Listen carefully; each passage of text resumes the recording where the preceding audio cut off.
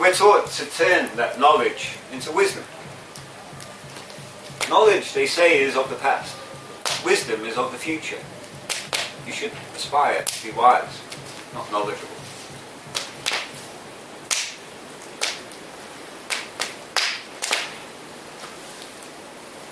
It's like the place at midnight when we go to bed. This is the time of sleeping. It's the time of mind. It's the place of dreams. And when we wake up in the morning, time for another revolution of that wheel. People say in these crazy times, we need revolution. I wonder sometimes if they understand what they're actually talking about. Because the true meaning of revolution is to go back to the beginning of the cycle. To start again.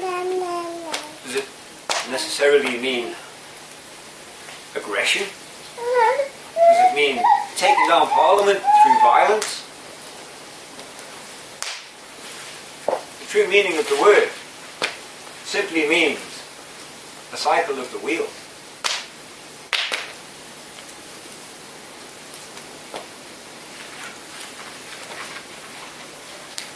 The object is to remain balanced. Like I said, nature needs balance. We see balance in nature. We see balance in the ecosystem. Unless we upset it by wiping out a whole species of animals. Which the silly humans have done. We know the lessons of this. We know that it's only going to create unbalance. But what is an unbalanced individual? How would you describe somebody who's unbalanced? What might it imply? Surely there's a problem. Could it be mentally unbalanced? Emotionally unbalanced? Unstable, perhaps? Another word, unstable. Perhaps there's a disorder of some kind, which will probably lead to a disease.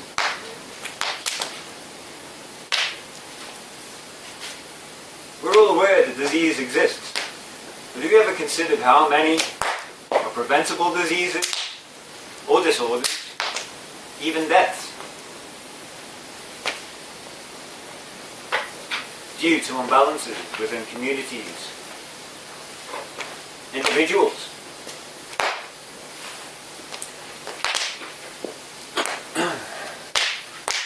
I've written a few down here. Acts of self-destruction. We find abuse, self-abuse, domestic violence, drug and alcohol addictions, depression, suicide, destructive behaviour, violent outbursts. Within all this we find infant mortality. Consider the ripple effects then, or waves of energy. Unbalances can be seen as overcompensations in these different aspects of our lives.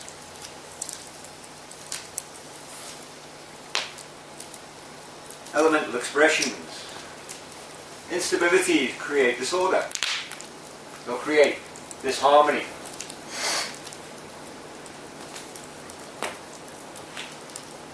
Have you ever observed the shopaholics running around seeking retail therapy?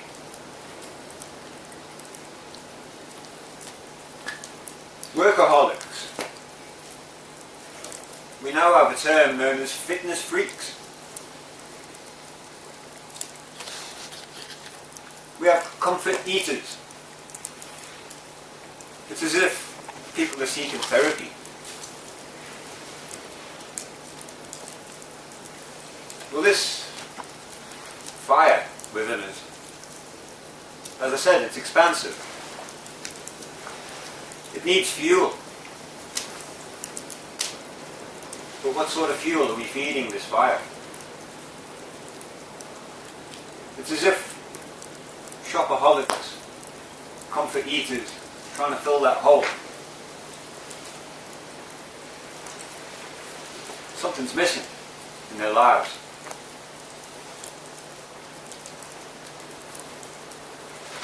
These shopaholics, or consumers, as they're now known,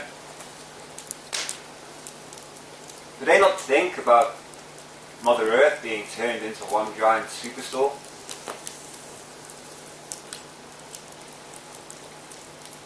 Consider the waste, where it's going. So let's look at the wheel in this way as well.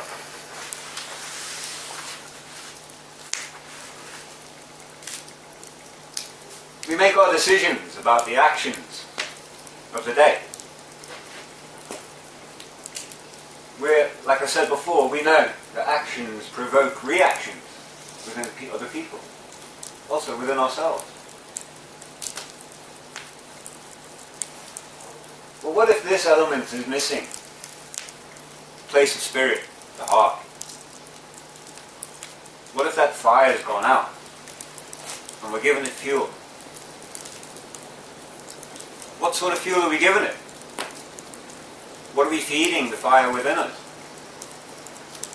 Are we burning clean fuel? Or are we throwing dirty fuel into it? Our thoughts can be heard by nature all around us, as proven by Dr. Clive Baxter. It listens to us. All nature does. What messages are we sending out? What are we transmitting? The choices, the place of the two wolves, the mind, the ego.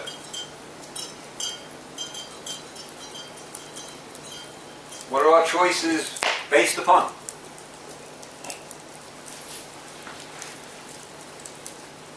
So we make decisions. Decisions turn into actions. The reactions, are they good reactions or bad reactions? How does it leave us feeling? How does it leave others around us feeling? Well, that strongly depends upon this aspect of our life. We will react in one way or another, but largely dependent upon our spiritual values. Our decisions are based largely upon this aspect of ourselves.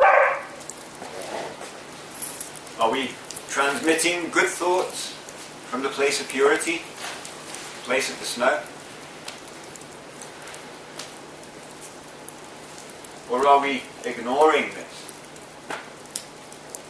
and allowing the bad wolf to take over and make those decisions for us? Which one do we feed?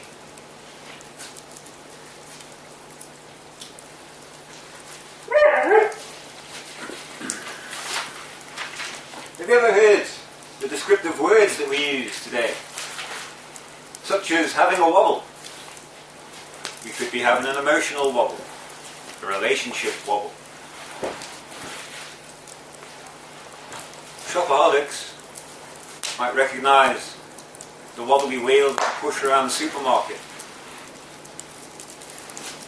What an uncomfortable journey it would be if we have a buckled wheel on our bike.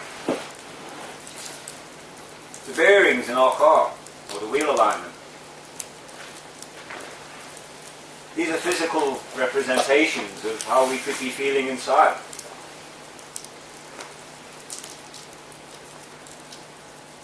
We may be feeling a bit off-centre, not firing on all four cylinders. In sports we hear of good all-rounders, strong in every position, strong captains, make great decisions. Teams Team spirit. In sports we speak of team spirit and the need for it. Also, it's been said that games can be won on emotion. We're all familiar with the footballers crying on the pitch after the big match.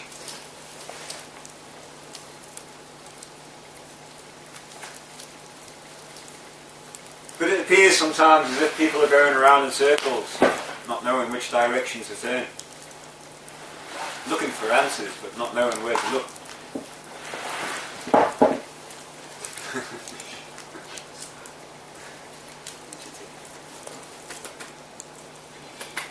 Like that. Sit. Down. Down. Good go. Lie down.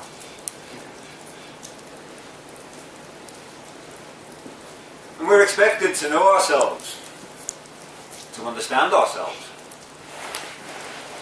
We say that you don't. No one knows yourself better than you. We're expected to be balanced.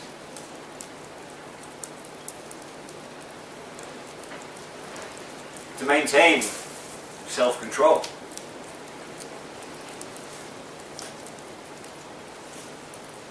Esoteric teachers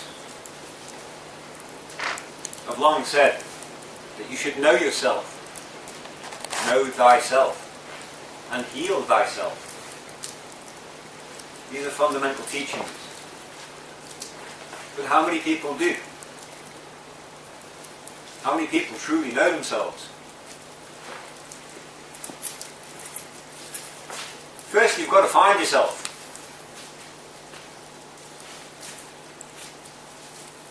But where do you start looking? How do you start looking? When you're confused already and disorientated, it can be the hardest thing to do. It can be the most challenging part of life, learning to understand you and others. Sometimes it just doesn't make sense. Sometimes we need pointing in the right direction.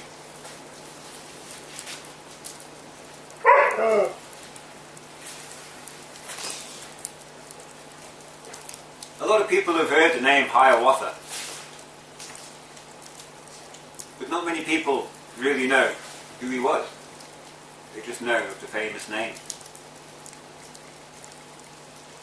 Hiawatha became famous because it was during a time of a lot of conflict between the warrior nations of the American Indians. A bit like today. Times are crazy.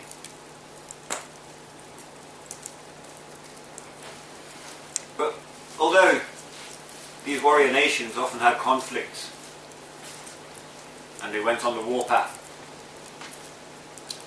these great warriors, they still understood and respected the value of life. They gave honor to all life. A lot of their disputes were over territory or over hunting rights in the area. And when they did battle, they didn't set out to kill each other the way today's warriors do. They used acoustic. Many people have probably heard the term counting coup. It's because it was the most honourable act on the battlefield was not to kill, but to simply touch with this stick. And great honour was given to those who managed to accomplish this.